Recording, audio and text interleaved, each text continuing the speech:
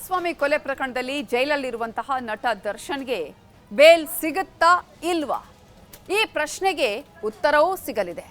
ಕಾರಣ ಸುಪ್ರೀಂ ಕೋರ್ಟ್ನಲ್ಲಿ ಈಗಾಗಲೇ ದರ್ಶನ್ ಜಾಮೀನು ಅರ್ಜಿಯ ವಿಚಾರಣೆ ನಡೀತಾ ಇದ್ದು ಅದರ ವಿಚಾರಣೆ ನಾಳೆ ನಡೆಯಲಿದೆ. ಈಗಾಗಲೇ ಸುಪ್ರೀಂ ಕೋರ್ಟ್ ಕೆಳ ಹಂತದ ನ್ಯಾಯಾಲಯ ಮತ್ತು ಸರ್ಕಾರದಿಂದ ವರದಿಯನ್ನ ಕೇಳಿತ್ತು. ಈಗಾಗಲೇ ಆ ವರದಿಯನ್ನ ಅಧಿಕಾರಿಗಳು ಸುಪ್ರೀಂ ಕೋರ್ಟ್ಗೆ ಕೊಟ್ಟಿದ್ದಾರೆ. ಆ ವರದಿಯ ಆಧಾರದ ಮೇಲೆ ಸುಪ್ರೀಂ ಕೋರ್ಟ್ ನಿರ್ಧಾರ ಮಾಡಲಿದ್ದು ಇದೀಗ ದರ್ಶನ್ಗೆ ಬೇಲ್ ಸಿಗುತ್ತಾ ಇಲ್ವಾ ಅನ್ನುವ ಕುತೂಹಲ ಹೆಚ್ಚಾಗಿದೆ.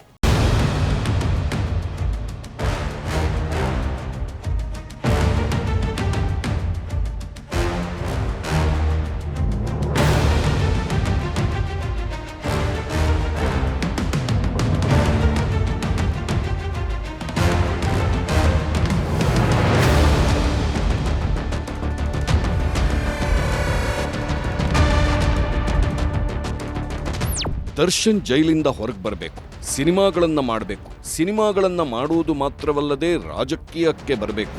ತಮಿಳುನಾಡಲ್ಲಿ ವಿಜಯ್ ಹೇಗೆ ಗೆದ್ರೋ ಅದೇ ರೀತಿ ದರ್ಶನ್ ಕೂಡ ಹೊಸ ಪಾರ್ಟಿಯೊಂದನ್ನು ಕಟ್ಟಿ ಗೆಲ್ಲಬೇಕು. ಇದು ದರ್ಶನ್ ಫ್ಯಾನ್ಸ್ ಇಟ್ಕೊಂಡಿರೋ ಆಸೆ.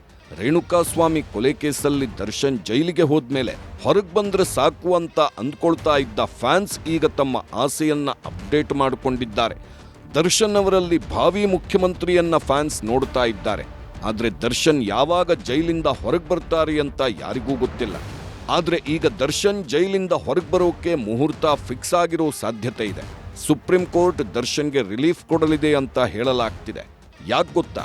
ಅದೊಂದು ರಿಪೋರ್ಟ್ ರೆಡಿಯಾಗಿದ್ದು ಸುಪ್ರೀಂ ಕೋರ್ಟ್ ಆ ರಿಪೋರ್ಟ್ ಅನ್ನಿಟ್ಕೊಂಡು ದರ್ಶನ್ಗೆ ಬೇಲ್ ಕೊಡಬೇಕಾ ಬೇಡವಾ ಅಂತ ನಿರ್ಧಾರ ಮಾಡಲಿದೆ. ದರ್ಶನ್ ಜೈಲ್ ರಿಪೋರ್ಟ್ ಇನ್ನಾದರೂ ಸಿಗುತ್ತಾ ಬೇಲ್? ರೇಣುಕಾಸ್ವಾಮಿ ಕೊಲೆ ಕೇಸಲ್ಲಿ 2ನೇ ಬಾರಿ ದರ್ಶನ್ ಜೈಲು ಸೇರಿ 9 ತಿಂಗಳಾಗಿದೆ. ಅಲ್ಲಿಂದ ಇಲ್ಲಿವರೆಗೆ ಜೈಲಿಂದ ಹೊರಗೆ ಬರೋಕೆ ದರ್ಶನ್ ಸಾಕಷ್ಟು ಪ್ರಯತ್ನ ನಡೆಸ್ತಾ ಇದ್ದಾರೆ. ಬೇಲ್ ಪಡ್ಕೊಂಡು ಬಂದ ಮೇಲೆ ಸಿನಿಮಾದಲ್ಲಿ ಇದ್ರೆ ನೆಮ್ಮದಿಯಾಗಿರ್ಬೇಕು ಅಂತ ಡೈಲಾಗ್ ಹೊಡೆದು ಜೈಲು ಸೇರಿಕೊಂಡಿದ್ದ ದರ್ಶನ್ಗೆ ಜೈಲಲ್ಲಿ ನೆಮ್ಮದಿ ಸಿಗ್ತಿಲ್ಲ. ಆದ್ರಿಂದ ಯಾವಾಗ ಹೊರಗೆ ಹೋಗ್ತೇನೋ, ಯಾವಾಗ ಮೊದಲಿನಂತೆ ಸಿನಿಮಾ ಜೀವನ ನಡೆಸ್ತೇನೋ ಅಂತ ಅಂದ್ಕೊಳ್ತಾ ಇದ್ದಾರೆ ದರ್ಶನ್. ಕೆಲವು ದಿನಗಳ ಹಿಂದೆ ಹೇಗಾದ್ರೂ ಮಾಡಿ ಜೈಲಿನಿಂದ ಹೊರಗೆ ಬರಲೇಬೇಕು ಅಂತ ಈಗ ಡಿಸೈಡ್ ಮಾಡಿಕೊಂಡ ದರ್ಶನ್ ಜಾಮೀನು ಕೊಡಿ ಅಂತ ಸುಪ್ರೀಂ ಕೋರ್ಟ್ಗೆ ಅರ್ಜಿ ಸಲ್ಲಿಕೆ ಮಾಡಿದ್ರು.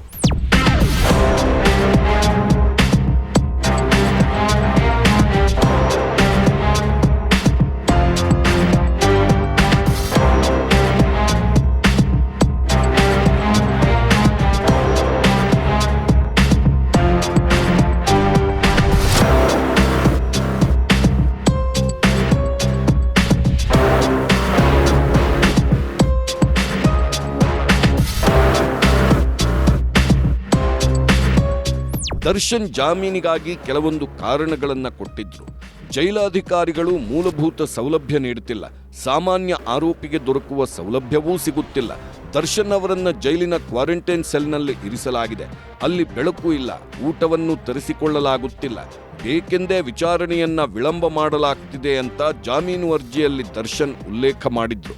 ದರ್ಶನ್ ಸಲ್ಲಿಸಿದ ಜಾಮೀನು ಅರ್ಜಿಯಲ್ಲಿ ಕೆಲವೊಂದು ಕಣ್ಣೀರ ಕಥೆಗಳು ಇದ್ವು. ಇದೇ ಕಾರಣಗಳನ್ನಿಟ್ಕೊಂಡು ದರ್ಶನ್ಗೆ ಬೇಲ್ ಕೊಡಿ ಅನ್ನೋದು ದರ್ಶನ್ ಪರ ವಕೀಲರ ವಾದವಾಗಿತ್ತು. ತನಿಖೆಯನ್ನ ವಿಳಂಬ ಮಾಡಲಾಗುತ್ತಿದೆ. ಜೈಲಿನಲ್ಲಿ ಸಹಕೈದಿಗಳಿಂದ ಬೆದರಿಕೆ ಹಾಕಲಾಗಿದೆ. ಜೈಲಿನಲ್ಲಿ ನಿಂದನೆ, ಮೂದಲಿಕೆ, ಪ್ರಚೋದನೆ ನೀಡಲಾಗುತ್ತಿದೆ. ನನ್ನ ಜೀವಿಸುವ ಹಕ್ಕನ್ನ ಕಸಿಯಲಾಗಿದೆ. ಕುಟುಂಬದವರ ಭೇಟಿಗೆ ಸಮಯ ನೀಡುತ್ತಿಲ್ಲ. ಮನೆಯಿಂದ ಆಹಾರ, ಬಟ್ಟೆ ಪಡೆಯಲು ಬಿಡುತ್ತಿಲ್ಲ. ನಿಯಮ ಮೀರಿ ಕ್ವಾರಂಟೈನ್ ಸೆಲ್ನಲ್ಲಿ ಇಟ್ಟಿದ್ದಾರೆ. ಆದ್ದರಿಂದ ಜಾಮೀನು ಕೊಡಿ ಅನ್ನೋದು ದರ್ಶನ್ ಪರ ವಕೀಲರ ವಾದ. ಇದೆಲ್ಲ ಆರೋಪಗಳನ್ನ ಮಾಡಿದ್ರೂ ದರ್ಶನ್ ಪರ ವಕೀಲರು.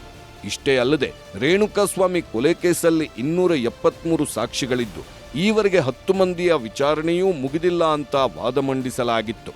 ಆದರೆ ದರ್ಶನ್ ಜಾಮೀನು ಅರ್ಜಿಯಲ್ಲಿ ಉಲ್ಲೇಖಿಸಿದ್ದ ಕಾರಣಗಳು ನಿಜಾನೋ ಸುಳ್ಳೋ ಅನ್ನೋದು ಸುಪ್ರೀಂ ಕೋರ್ಟ್ಗೆ ಗೊತ್ತಿರಲಿಲ್ಲ. ಇದೇ ಕಾರಣದಿಂದ ದರ್ಶನ್ ಹೇಳ್ತಿರೋದು ಸತ್ಯಾನಾ ಸುಳ್ಳ ಅಂತ ಕೋರ್ಟ್ ಮತ್ತು ಸರ್ಕಾರಕ್ಕೆ ವರದಿ ಕೇಳಿತ್ತು ಸುಪ್ರೀಂ ಕೋರ್ಟ್. ಈಗ ಆ ವರದಿ ರೆಡಿಯಾಗಿದೆ. ಕೈದಿಗಳ ಜೊತೆ ದರ್ಶನ್ಗೆ ಸಂಪರ್ಕವಿಲ್ಲ. ಸಿಸಿಟಿವಿ ವಿಡಿಯೋ ಸಮೇತ ಉತ್ತರ ನೀಡಿದ್ದೇವೆ. ಸಪರೇಟ್ ಸೆಲ್ನಲ್ಲಿ ದರ್ಶನ್ ಇದ್ದಾರೆ. ಸಂಬಂಧಿಸಿದ ಸಿಸಿಟಿವಿ ದೃಶ್ಯಾವಳಿ ಇದೆ. ಬಾಡಿ ವಾರ್ನ್ ವಿಡಿಯೋ ಸಮೇತ ವರದಿ ಕೊಟ್ಟಿದ್ದೇವೆ. ಜೈಲಿನ ನಿಯಮದಂತೆ ವ್ಯವಸ್ಥೆ ಮಾಡಿದ್ದೇವೆ. ಜೈಲಲ್ಲಿ ಕ್ವಾರಂಟೈನ್ ಸೆಲ್ ಎಂಬುದೂ ಇಲ್ಲ, ಸಾಮಾನ್ಯ ಸೆಲ್ನಲ್ಲಿ ದರ್ಶನ್ ಇರಿಸಲಾಗಿದೆ ಅಂತ ವರದಿಯಲ್ಲಿ ಉಲ್ಲೇಖಿಸಲಾಗಿದೆ. ಶುಕ್ರವಾರ ಬೇಲ್ ಅರ್ಜಿ ವಿಚಾರಣೆ ನಡೆಯಲಿದೆ. ದರ್ಶನ್ಗೆ ಬೇಲ್ ಸಿಗುತ್ತಾ ಇಲ್ವಾ ಅನ್ನೋದು ಶುಕ್ರವಾರವೇ ನಿರ್ಧಾರವಾಗುವ ಸಾಧ್ಯತೆ ಇದೆ. ಮತ್ತೊಂದು ಕಡೆ ರೇಣುಕಾಸ್ವಾಮಿ ಪ್ರಕರಣದಲ್ಲಿ ವಾರದಲ್ಲಿ 2 ದಿನ ಟ್ರಯಲ್ ನಿಗದಿ ಮಾಡಲಾಗಿದೆ. ವಿಳಂಬ ಎನ್ನಲು ಕಾರಣಗಳು ಯಾವುದೂ ಇಲ್ಲ ಎಂದು ವರದಿಯಲ್ಲಿ ಸಲ್ಲಿಕೆ ಆಗಿದೆ. ಈ ಮೂಲಕ ದರ್ಶನ್ ಆರೋಪ ಸಂಬಂಧ ಎಸ್ಪಿಪಿ ಪ್ರಸನ್ನಕುಮಾರ್ ಎಲ್ಲಾ ವರದಿಯನ್ನ ಸಲ್ಲಿಕೆ ಮಾಡಿದ್ದು ಶುಕ್ರವಾರ ವಿಚಾರಣೆ ಸಾಕಷ್ಟು ಮಹತ್ವ ಪಡ್ಕೊಂಡಿದೆ. ಶುಕ್ರವಾರ ಶುಭವಾಗಲಿ ಅಂತ ಫ್ಯಾನ್ಸ್ ಪ್ರಾರ್ಥಿಸ್ತಾ ಇದ್ದಾರೆ.